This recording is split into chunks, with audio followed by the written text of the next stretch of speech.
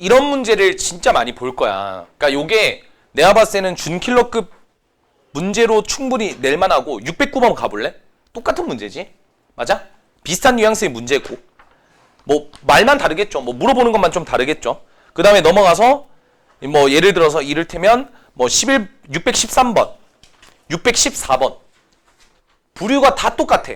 어떤 부류야? 하나는 정확하게 주어져 있고 하나는 안 주어져 있고. 맞아요?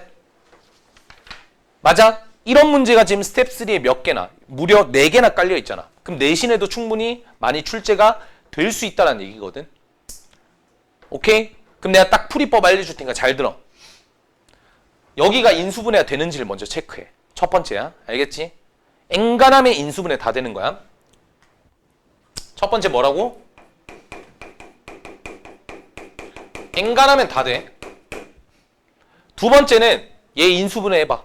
A랑 1이지. X-1, X-A지. 그러면 이런 식으로 미지수가 잡히거든. 그러면 두 번째는 뭐냐면 요걸 뭐라고 하냐면 부등식의 해의 경계라고 얘기를 할게. 알겠지? 그럼 우리는 A가 큰지 1이 큰지 모르지. 그럼 이게 되는지 모르지. 그래서 이런 경계에 대한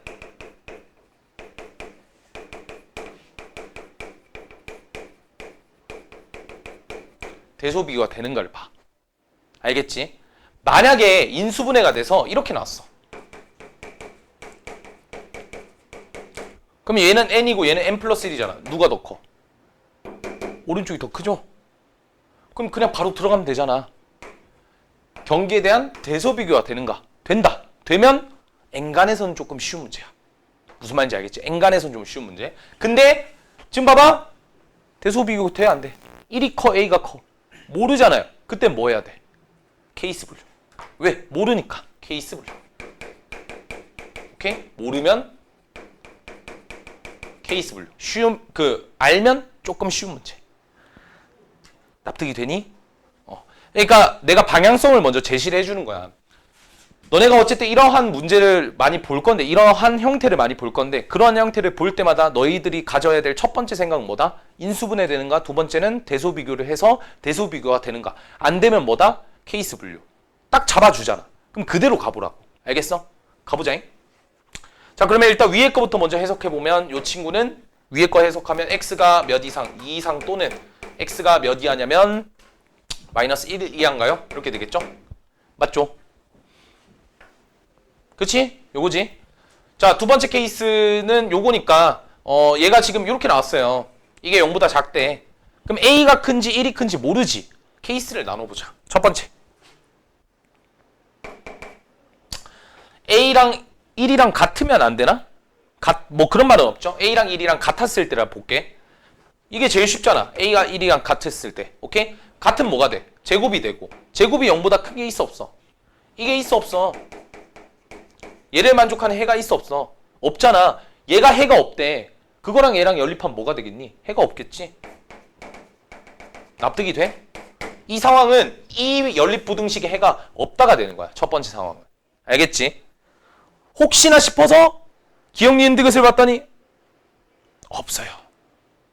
FA가 0이 되는 값은 딱히 없네. 그지? FA가 뭔데? 정수 X의 개수거든. 정수 X의 개수가 0개가 되는 거는 뭐 그런 말은 없잖아요. 있네. FE가 0이라고 나와 있네. 그럼 FE도 0인지를 또 이따가 살펴보면 되겠죠? 그렇죠? 오케이. 그 다음에 두 번째 케이스는 A가 만약에 1보다 크다면 어떻게 되겠어? 해가 A가 1보다 크다면 얘가 더 크니까 맞죠? 1보다 얘가 더 크니까 해는 이렇게 되겠죠. 그럼 요거랑 누구랑 연립? 얘랑 연립. 또는 얘는 이거. 맞죠? 그러면 간단하게만 좀 살펴보면 얘는 마이너스 1 이하고 2 이상인데 얘는 하나가 어디 있냐면 1이 여기 있고 맞죠? 1이 여기 있고 A는 어딘지 몰라. A가 여기 있을 수도 있고 아니면 여기 있을 수도 있고 여기 있어버리면 해가 생겨버리는 거겠지. 납득이 돼? 오케이. 뭐 그런 거 같네. 아하. 그러면 기억이 바로 해석이 되지. 기억이 뭐였어? FE였잖아. FE가 뭔데? A가 2일 때잖아. 여기에 해당되잖아. 여기에 해당되면 A가 어디 있다는 거야? 여기 있다는 거잖아. 근데 여기는 빵꾸 뚫려 있고 여기는 하나는 색칠돼 있으니까 두 개 연립하면 해가 없겠지. FE는 제로가 맞네요. 그러니까 이런 식으로 문제가 해석이 저절로 된다고. 알겠지? 그 다음에 이제 니은으로 가기 전에 일단 세 번째 케이스까지 해놓을게요. A가 1보다 작을 때는 당연히 구간은 이렇게 반대로 바뀌겠죠. 그러면 이제 그거에 대한 연립을 시키면 얘는 어떻게 되겠습니까? 요것도 이제 마이너스 1 여기 있고 2가 이렇게 있다고 치면 그럼 여기 있다고 치면 1이 어디 있겠어? 1은 무조건 여기 있겠지. 그러면 얘보다는 작아야 되니까 이렇게 가야 되니까 여기를 볼 필요가 없는 거야 이제는. 맞아? 그럼 A가 여기 있는지 아니면 여기 있는지 몰라요.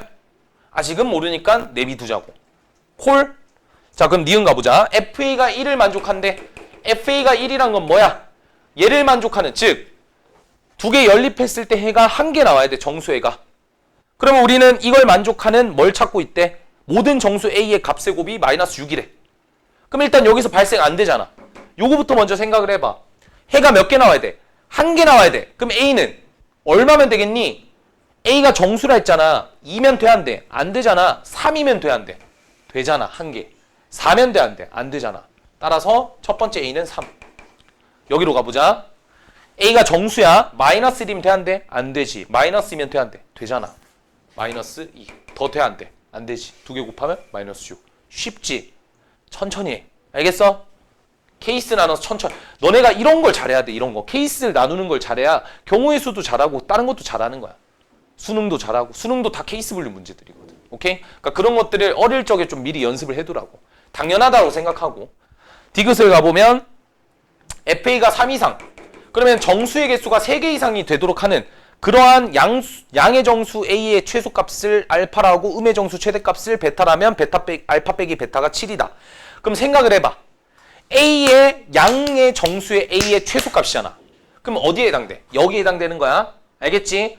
음의 정수의 최대값이면 여기에 해당되겠지. 오케이? 그럼 몇 개 이상? 3개 이상이니까 우리는 몇 개일 때를 딱 찾으면 돼.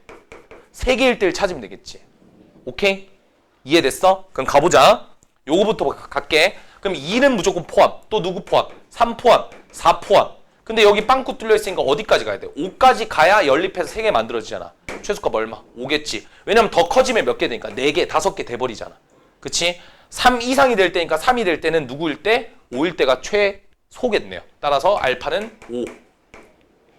베타로 가보자. 마이너스 1, 마이너스 2, 마이너스 3까지겠지? 마이너스 4를 딱 이렇게 잡아야 해가 이렇게 3개 나올 거 아니야. 따라서 얘는 마이너스 4까지는 왜? 점점 더 작아지잖아. 최대값은 얼마? 마이너스 4일 때겠네. 따라서 베타는 얼마? 마이너스 4죠. 두 개를 뭐 하래? 빼라 했으니까 답은 9겠지. 7이 아니라. 오케이? 따라서 디귿은 틀림. 할 수 있겠어? 똑같은 문제야. 609번도. 그 뒤에 있는 문제 몇 번? 613번, 614번도 비슷한 언저리로 풀면 되니까 한번 연습해 보세요. 알겠죠? 오케이. 다음 시간에 합시다.